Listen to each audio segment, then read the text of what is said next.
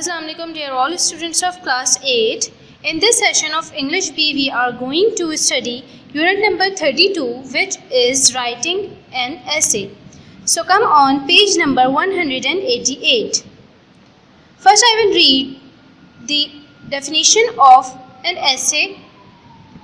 An essay is a composition on a specific topic comprising 4 or more paragraphs, which each paragraph is an expansion of one idea related to the topic.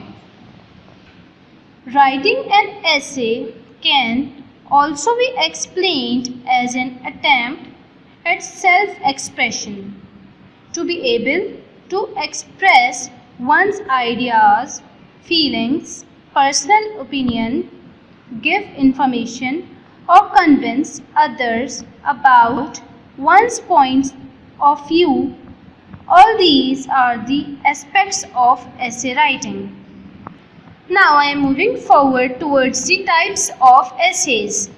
Here I have 4 types of essays, in which the number 1 is descriptive essay, number 2 is narrative essay, number 3 argumentative essay, and the number 4 is analytical essay. You can see it on 189, page number 189.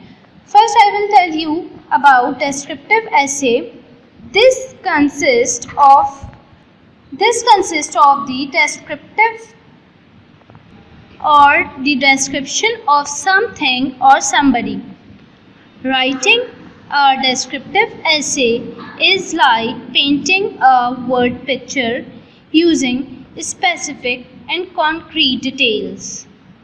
A descriptive essay can be written on people, places, or objects. Now the narrative essay. This tells us about events that happen in a sequence in time. These may relate to one's own experiences or to those of others. A narrative writing unfolds the events in a order. Narrative essays are usually written in the first person. Now, argumentative essay. This type of essay aims at convincing the reader to agree with the writer's ideas, opinions, or attitude. When writing an argumentative essay, you must be clear about your opinion and the stand that you wish to take. So students, you can see here in argumentative essay, you must be clear about your opinion on which topic you are writing. You must have a complete and clear knowledge about your topic. You can use a variety of techniques to construct an argument. You must give facts and examples, relate incidents, and present opposing views. An effective and convincing argument is the one that is supported by evidence. Always support your opinion with proof from the world around you. It means if you are writing on argumentative topic, you must have a clear knowledge and a supported evidence of your selected topic. You can collect any kind of information or the clear opinion about your topic from your surrounding also. Now the analytical essay. This essay is an attempt to study any topic by exploring and examining all its aspects and the relationship between these aspects. In order to write an analytical essay, you can try answering the following questions about the topic you have chosen to write on. So students, these essays, analytical essays, are based on the exploring and examining from all our surrounding, that you must have an ability to write on the research or the pointed questions. Like you can see here, what is the subject under discussion? Why is the subject important? What are the various aspects of the subject? What is the importance of each of those aspects? How are they related to each other? How do they combine to leave an impact on the reader? When writing an analytical essay, it is important to state the main idea of the composition in the beginning. Then the idea should be expanded with the support of information and examples. Usually, analytical essays are written in the present tense. While writing an analytical essay, you must be aware that you have to write this essay in the present tense. Now, how to write an essay? When writing an essay, the following aspects must be kept in mind. Students, you all can see that you must keep these aspects while writing any essay, like ideas or the subject matters, appropriate vocabulary and expression, organization of ideas, coherence, grammar, spelling and punctuations. You must be careful about all these aspects while writing an essay or on any topic. So students, you all have seen that I have explained here the definition of an essay, then the types of essay, in which we have 4 types of an essays, in which number 1 is descriptive essay, number 2 narrative, number 3 argumentative, and the number 4 is analytical essay. And then we have understood how to write an essay, and we have also understand it. Now I am moving towards, now come on page number 192, picture composition. In this topic, we can understand this, that how can we write an essay or on any topic by watching any picture. Like this involves writing an essay that focuses on a specific image or is inspired by the theme of an image. A given picture can be developed into a composition in any of the ways mentioned. Weave story around the subject of the picture. Number B, take the picture as a starting point and develop the composition further. But there must be a clear connection between the picture and your composition. Write about something that the picture reminds of you, of your composition would then be based on a personal memory.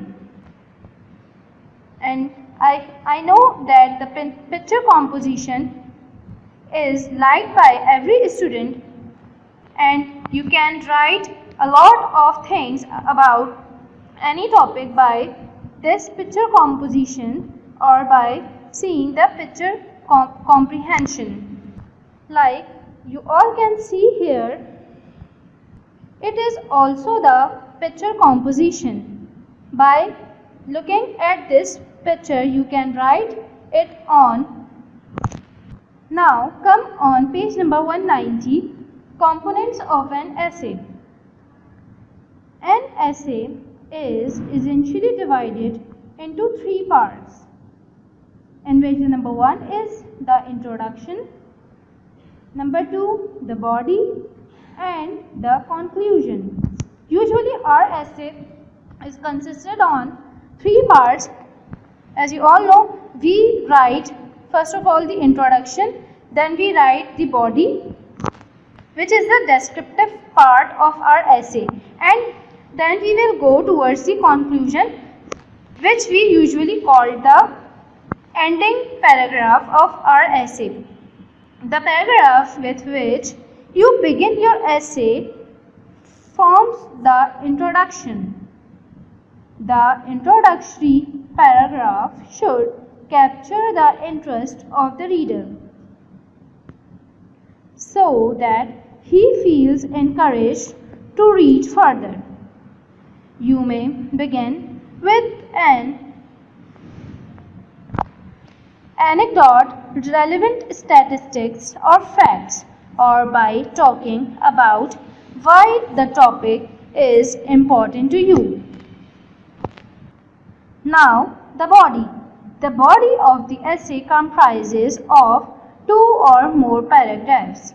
Each paragraph should explain a separate idea related to the topic. The paragraph should present your ideas clearly and have examples to support your arguments. Now, the closing paragraph. The closing paragraph of the essays forms the conclusion. The concluding paragraph should reinforce the main ideas of the essay without sounding repetitive. It means that there should be no any repetition of any idea or any thought in the conclusion of an essay, like the ending paragraph of our essay.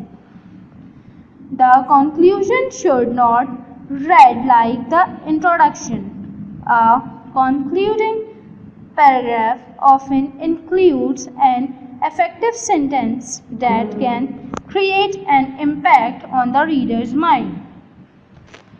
So students, you all can see that we have read about the 3 components of an essay, in which the number 1 is the introduction, the number 2 is the body, and the conclusion. I hope you all have understood this.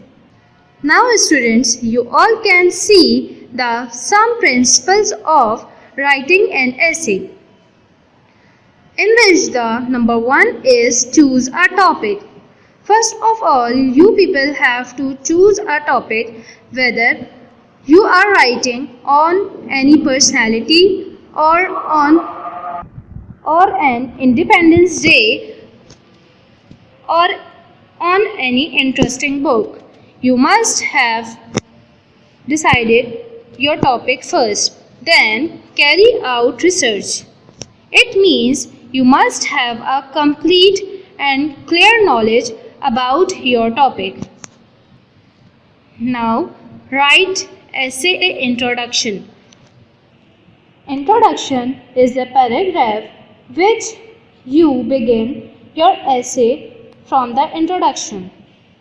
The introductory paragraph should capture the interest of the reader so that he feels encouraged to read further. Now, the body. The body of the essay comprises of 2 or more paragraphs. Each paragraph should explain a separate idea related to the topic.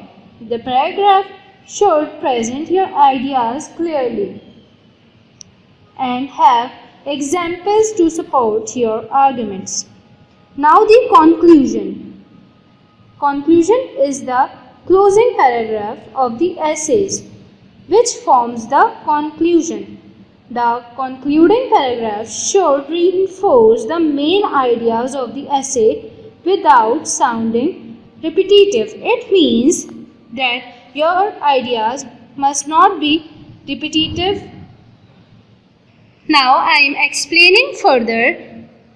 When writing an essay, just keep the following ideas in your mind, like idea or the subject matter, appropriate vocabulary and expressions, organization of coherence. You have to focus on the grammar, then the spelling and the punctuations.